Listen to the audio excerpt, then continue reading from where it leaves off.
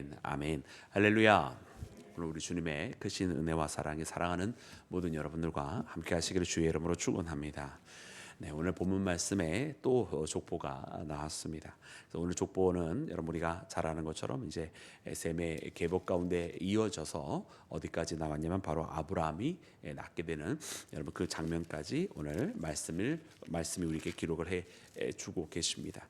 그래서 오늘 여러분 이 족보는 항상 의미가 있다, 그죠? 족보는 그저 역사적인 데이터를 기록해 놓은 것이 아니라 분명히 어떤 큰 전환점과 새로운 출발을 할 때 항상 우리에게 알려주시는데요.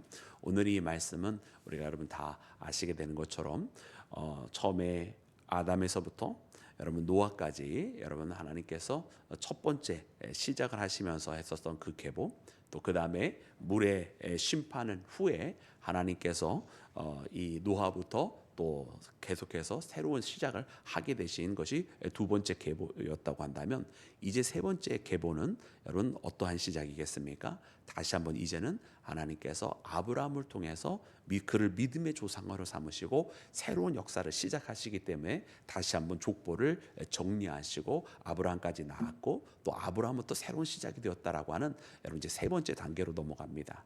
그래서 이 땅이 죄에 의해서 물의 심판을 받기까지 아담으로부터 시작해서가 첫 번째, 그리고 두 번째는 물 심판 후에 노아부터 시작해서 믿음의 조상 아브라함이 나오기 직전까지가 두 번째, 그리고 세 번째는 아브라함을 시작해서 이제 믿음의 조상이 되게 하시고 그리고 시작하는 것이 바로 이렇게 세 번째입니다. 그렇게 해서 족보가 여러 개가 나오면서 이런 큰 세 개의 시대가 이렇게 지나가고 그 중에 믿음의 계보와 또 그 중에 함처럼 저주받는 계보가 나오는 것입니다. 그리고 또 우리가 지난번에 본 것처럼 이 함의 계보 가운데 니무롯이라고 하는 자가 있었고, 거기에 시날 땅에 대한 이야기가 있었고, 시날 땅에서 바로 바벨탑 쌓는 이야기가 나오는 것을 보면서 우리가 무엇을 깨닫느냐 하면, 물의 심판 이전에도 사람들이 타락하고 또 하나님 앞에 극악하게 범죄하고 날마다 생각하는 것이 악함으로 여러분 죄에 여러분 이 죄로 인하여 인간이 멸망할 수밖에 없지 않았습니까? 그러나 홍수 후에도 또 어떻게 됐습니까? 그 바벨탑의 사건을 통해서 우리가 보는 것처럼 또다시 죄가 만연해질 수밖에 없는 우리 인간들의 모습을 발견합니다. 그러니 결국 노아의 시대 이후가 되었어도 여러분 우리 인간들은 또 죄 가운데 머무를 수밖에 없어서, 그래서 또다시 세 번째 시대로 들어가는 거예요.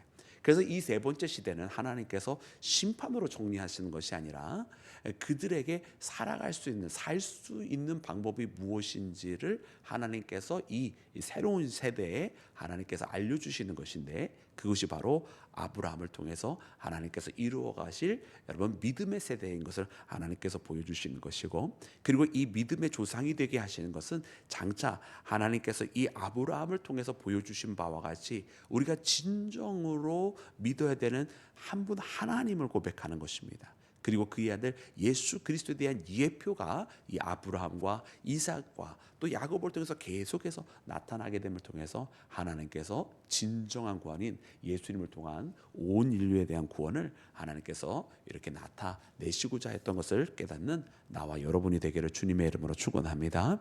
여러분, 그래서 이렇게 족보가 또다시 나오게 된 데는 이만한 이유가 있다라고 하는 것을 보게 됩니다. 그러면 오늘 특별히 이 족보를 보면서 여러분 이 셈의 여러분 가계인데요. 이 셈의 가계에 우리가 무엇을 깨닫냐면, 하나님께서 준비를 하시고 계시고 하나님의 계획이 계속해서 이루어지고 있더라고 하는 것을 발견합니다. 여러분 아담부터 시작해서 최초 인간이었던 아담부터 시작해서 노아까지가 총 10대에 이르는 여러분 계보였습니다. 그리고서는 여러분 그 후에 이 노아의 아들이었던 셈부터 아브라함까지가 또 10대에 이르게 됩니다. 그래서 하나님께서 10대 그리고 또 다시 10대를 지나가면서 첫 번째, 두 번째 계보가 지나가고 세 번째 시대를 맞이하게 됩니다.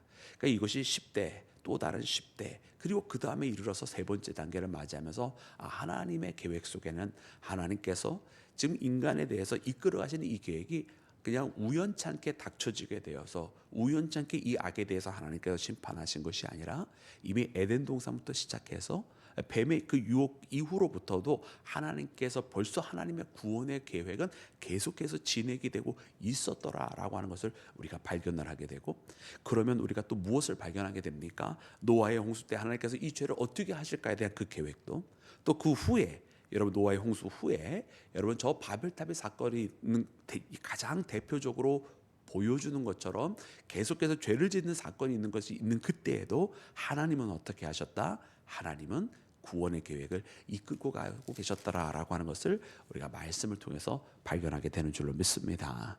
그래서 하나님은 여러분 이렇게 하나님의 일을 계속하고 계시는 것을 봅니다. 이 셈의 계보를 통해서 세상이 계속해서 여러분 다른 죄악 가운데 있고 그들이 저 바벨탑을 쌓는 것처럼 교만과 하나님의 영광을 빼앗으려고 우리 인간들이 헛된 마음을 품고 살아가고 있는 이런 가운데 있다 할지라도 하나님께서는 이 악한 세대를 어떻게 해서든 구원하시고자 하나님의 계획이 계속해서 이어져 가고 있음을 말씀을 통해 발견합니다. 그리고 오늘 이 말씀을 통해서 보니까 여러분 특별히 이 말씀 마지막에는요, 이제 데라는 70세 때에 아브라함과 나훔과 하란을 낳았더라 이렇게 기록을 하고 계시면서 아브라함의 출생을 우리에게 보여주시는데, 여러분 거기에서 벌써부터 여러분 우리에게 이제 이것이 어떻게 진행이 될지를 보여주는 거예요. 이 하란은 여러분 아브라함과 이제 형제인데 하란은 먼저 여러분 죽습니다. 그리고 그에게는 롯이라고 하는 아들이 있었는데 아브라함에게는 조카가 되는 거죠. 그러니까 이 롯이 처음에 아브라함과 같이 나오게 되는 이유가 있겠구나라고 하는 걸 깨닫게 되는 것이고, 그 다음에 또 우리가 동시에 무엇을 보여주시냐면 사레가 있는데, 아브라함의 아내 사레가 있는데 이 사레는 아이가 없었더라라고 가르쳐 주세요. 그죠?